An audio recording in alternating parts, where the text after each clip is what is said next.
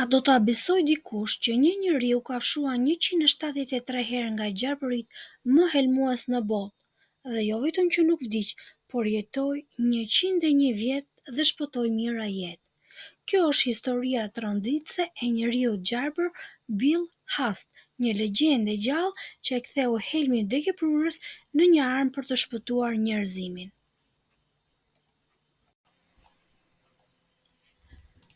A e dini se 130.000 njerëz vdesin çdo vit nga pickimi i gjarprit? Megjithatë, nuk ka shumë investime në kërkimin e antihelmeve. Pse? Sepse shumica e pickimeve ndodhin në vendet e varfra ku kompanitë farmaceutike nuk kanë interes ekonomik. Si krijohet një antihelm? Fillimisht merret një pikë helm nga gjarpri, një proces i vështirë dhe i lodhshëm. Ky helm injektohet te kafshë si kuajt apo delet, duke i ndihmuar ato të krijojnë antitrupa mbrojtës. Kur kafsha ka krijuar mjaftueshëm antitrupa, mblidhet gjaku dhe përpunohet. Rezultati, një antihelm që mund të shpëtojë jetë. E pabesueshme, sa shumë punë nevojitet për të shpëtuar një jetë nga një pickim i vetëm. Shumë njerëz mund të pyesin me habi, si ka mundësi që një njeri, Bill Hast, i ka fshuar nga gjarpëritë më helmues 173 herë nuk vdiq, por jetoi plot 101 vjet. Ai i injektonte çdo ditë doza të vogla helmi nga 32 lloje të ndryshme gjarpërish. Trupi i tij prodhonte antitrupa që e bënin atë imun ndaj shumë helmeve. Ai ishte si një laborator njerëzor. Gjaku i tij u përdor shumë herë për të shpëtuar jetën e njerëzve të kafshuar nga gjarpëritë, sepse përmbante antitrupa natyral kundër helmit. Ka studime që sugjerojnë se disa përbërës të helmit të gjarprit mund të ndihmojnë në përmirësimin e qarkullimit të gjakut, uljen e presionit të lartë dhe luftimin e inflamacionit. Të gjitha këto ndihmojnë në jetëgjatësi. Ai ishte shumë aktiv, i përkushtuar dhe gjithmonë me një mision. Kjo energjia dhe pasioni për atë që bënte mund të kenë ndikuar pozitivisht në shëndetin e tij. Ai nuk ishte thjesht një i fortë, ai ishte një njeri jashtë normales, që u bë legjendë e pavdekshme në historinë e shkencës dhe jetëve të shpëtuara. Realiteti i pickimeve të gjarpërive është i frikshëm. Mbi 130.000 njerëz vdesin çdo vit nga pickimi i gjarprit, dhe për të shpëtuar një jetë nevojitet një proces i gjatë i ndërlikuar që pak njerëz e njohin. Bill ishte një herpetolog amerikan, ekspert në zvarranik, por ai nuk ishte një profesion zyrtar si mjek apo shkencëtar akademik. Ai ishte më shumë një eksplorator dhe një pionier praktik në fushën e studimit të gjarpërive dhe helmit të tyre. Ja çfarë bëri konkretisht ai. Në vitin 1947, ai themeloi Miami Serpentarium, një park dhe qendër kërkimi për gjarpëritë helmues, ku ai merrte helmin nga gjarpëritë çdo ditë. Mblidhte dhe trajtonte gjarpëri helmues nga gjithë bota për qëllime kërkimi dhe prodhim antihelmi.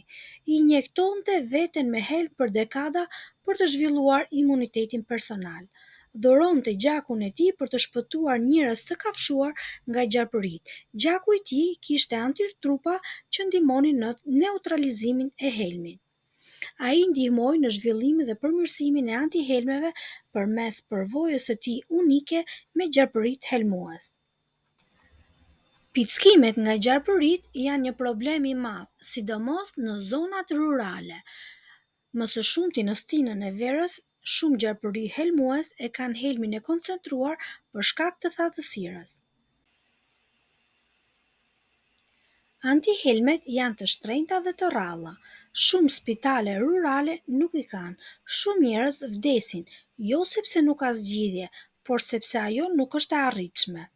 Ndaj është e rëndësishme të flasim për këtë. Të kujtojmë se ndonjëherë edhe një pikë helm mund të shpëtojë një jetë. A e dini që një shishe antihelm mund të kushtojë deri në $1.500 dhe pacientit i nevojitet 20 deri në 30 shishe për të shpëtuar, sidomos në rastet kur helmi i gjarprit është tepër i madh. Një trajtim i vetër mund të kushtojë mijëra dollar. Këto sipas llogaritjeve të Shteteve të Bashkuara të Amerikës. Por më tepër shumë pacientë nuk dinë se çfarë gjarpri ka kafshuar, dhe kjo i detyron mjekët të përdorin antihelme të ndryshme, duke rritur edhe më shumë kostot dhe rrezikun. Kjo është arsyeja pse njerëzit në vendet në zhvillim, vendet ku pickimet ndodhin më shpesh, nuk kanë qasje në trajtimin që shpëton jetë. Duke u bazuar në shembullin e Billit, sidomos për vendet e varfra, të cilët nuk mund të japin zgjidhje blerjes së antidotës së helmit të gjarprit, kanë menduar të krijojnë njerëzit imun, të cilët të furnizojnë me antitrupa komunitetet që rrezikohen nga pickimet. Kjo ide është e guximshme dhe ka shumë përparësi. Ajo zgjidh problemin e mungesës së antihelmeve në vendet e varfra, eliminon nevojën për të mbajtur shumë kuaj apo dele për nxjerrjen e gjakut, redukton rrezikun e reaksioneve alergjike sepse antitrupat janë njerëzor. Por kanë një pengesë, gjetja e njerëzve që do të pranonin të injektonin çdo ditë me helm gjarpri. Është e dhimbshme, kërkon përkushtim, por në disa zona të botës kjo mund të jetë zgjidhja më praktike dhe më humane. Zgjidhja e dytë, antihelm universal, që është shpresë për të ardhmen. Kërkuesit janë duke punuar për të krijuar një antihelm universal që do të funksiononte kundër të gjithë llojeve të helmeve. Kjo do eliminonte nevojën për të ditur eksaktësisht se çfarë gjarpri e ka kafshuar pacientin. Një antihelm i tillë do të shpëtonte mijëra jetë çdo vit dhe do ta bënte trajtimin më të lirë dhe më të përballueshëm për të gjithë. Po derisa të ndodhë kjo, çdo jetë e shpëtuar është një fitore.